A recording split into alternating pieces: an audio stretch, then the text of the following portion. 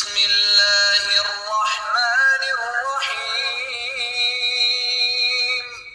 والعصر ان الانسان لفی خسر الا الذین آمنوا وعملوا الصالحات وتواصوا بالحق وتواصوا بالصبر۔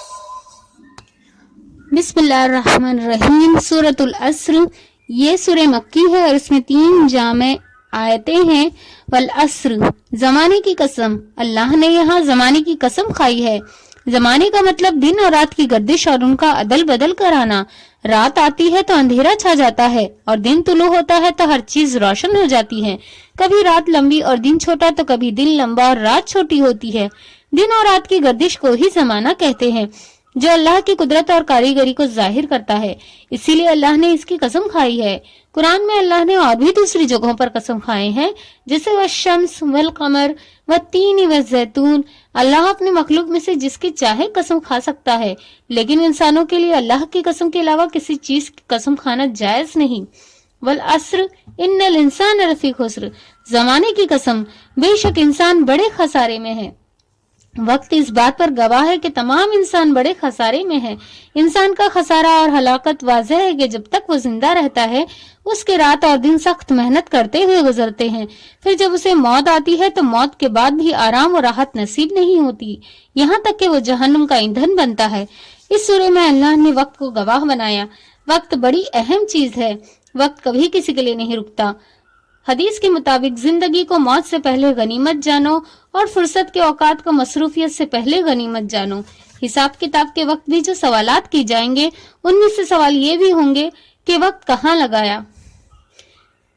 انسان کے پیدا ہونے کے بعد سے ہی اس کے خسارے کی ابتدا ہو جاتی ہے۔ وقت کا استعمال قرآن و سنت سے نہ کرے تو خسارہ اٹھانے والوں میں سے ہوں گے۔ اب سوال یہ آتا ہے کہ اس خسارے سے بچا کیسے جائے، تو جواب بھی آنے والی آیت سے واضح ہو جاتا ہے۔ والعصر ان الانسان لفی خسر الا الذین آمنوا وعملوا الصالحات وتواصوا بالحق وتواصوا بالصبر۔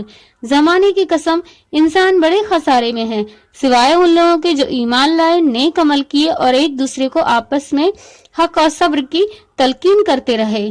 اس خسارے سے ایمان والے اور نیک عمل والے بچ سکتے ہیں۔ ایمان والے یعنی جو ایمان لائے، اور ایمان یعنی اللہ پر، اس کے فرشتوں پر، اس کی کتابوں پر، اس کے رسولوں پر، آخری دن پر اور اچھی بری تقدیر پر ایمان لانا۔ ایمان بھی پختہ ہونا چاہیے، بنا کسی شک کے۔ اللہ پر ایمان بنا کسی شرک کے ہونا چاہیے۔ ایمان کے ساتھ نیک عمل بھی ضروری ہے۔ نیک عمل یعنی قرآن و حدیث کی روشنی میں جائز کام کرنا اور جن کاموں سے بچنے کے لیے کہا گیا اس سے بچے رہنا۔ ایمان لانا اور نیک عمل کرنا دونوں کا ساتھ ہونا ضروری ہے۔ بنا ایمان لائے نیک عمل کوئی فائدہ نہیں دیتا۔ ایمان لانے اور نیک عمل کرنے والے کی زندگی چاہے کتنی ہی تکلیف سے گزری ہو، موت کے بعد وہ ہمیشہ کی نعمتوں اور جنت کی پر آسائش زندگی سے لطف اندوز ہوں گے۔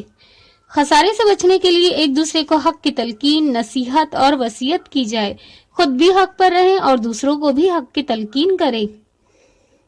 حق یعنی شریعت، حق کا مطلب سچ بھی ہوتا ہے۔ حق یعنی قرآن بھی، یعنی جو کچھ قرآن میں ہے وہ سب حق ہے۔ حق کا مطلب حقوق بھی ہیں، جس کی 2 قسمیں ہیں، حقوق اللہ اور حقوق العباد۔ حقوق اللہ یعنی اللہ کا حق جس میں عبادات شامل ہیں، جیسے نماز، روزہ، زکوٰۃ، حج۔ حقوق العباد یعنی بندوں کا حق، جیسے والدین، رشتہ دار، اولاد، شوہر، بیوی، پڑوسی، راستہ چلنے والے مسافر، جانور، مسکین، یتیم۔ ان لوگوں کا شریعت کے طریقے سے حقوق دینا حقوق العباد کہلاتا ہے۔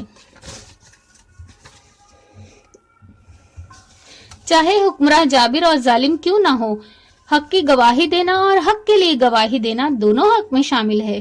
دعوت اسلام کا کام بھی حق ہے۔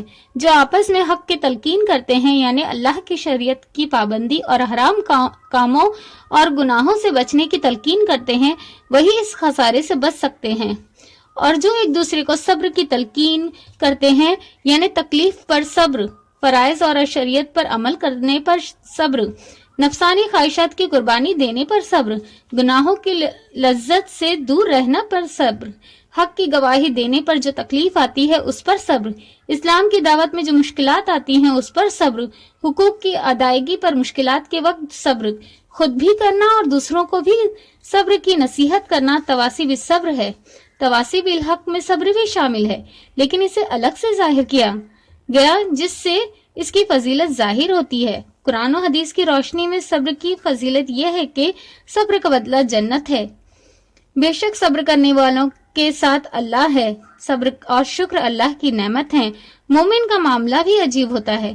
جب اسے اللہ تعالیٰ کچھ عطا فرماتا ہے تو وہ شکر گزار ہوتا ہے، اور جب اسے تکلیف پہنچتی ہے تو وہ اس پر صبر کرتا ہے، جس سے اسے صبر کرنے پر اجر ملتا ہے۔ اللہ ہمیں ایمان کے ساتھ نیک عمل کرنے والا، حق اور صبر کی تلقین اور نصیحت کرنے والا بنائے، اور وقت کو شریعت کے مطابق استعمال کرنے سے نقصان سے بچنے والا بنائے۔ آمین۔